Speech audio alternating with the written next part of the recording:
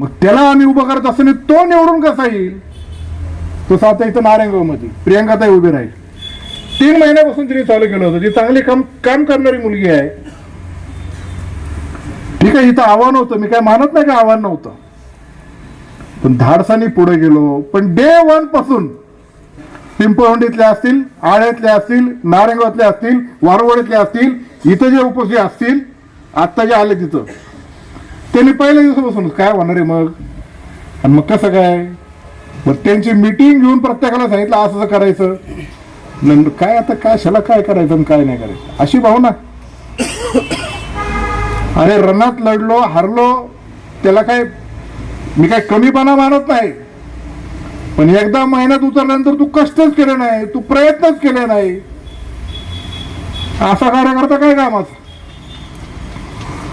आणि जर निवडणूक म्हणून आपण राष्ट्रवादी काँग्रेस पक्ष म्हणून लढत असेल आणि सवयीची भूमिका घेऊन जर असे वागत असेल, अशी लोक संघटित नसले तरी चालते.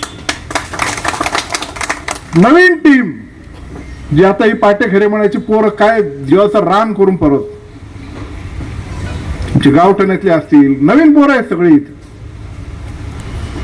ते वारोवाडीमध्ये जेव्हा जेव्हा मोठे मोठे नेते उलागले तिथं सगळी तरुणांनी हातात इलेक्शन घेतली आणि तिथं सबस्टेशनल चांगले वोट्स आहे अशा प्रकारची वारोडीची परिस्थिती. त्यांना घेऊनच पुढे जाणार आहे आता.